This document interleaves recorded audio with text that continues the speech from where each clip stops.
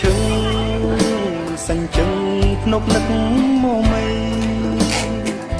ស្រណុកអាឡ័យ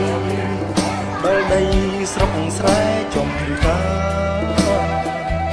នឹកពុកនឹកម៉ែធ្លាប់ថែថ្នាក់ធ្នមបុកពីមិនដឹងសុខទុក្ខយ៉ាងណាចិត្តកូនសោកអត់ស្បើយដីក្រុងស្រុកស្អាតសង្វាតផ្ញើព្រៀននឹងភ្លេងជាយាមជ្រៀងលូកសំលេងការងារកូនរកបានហើ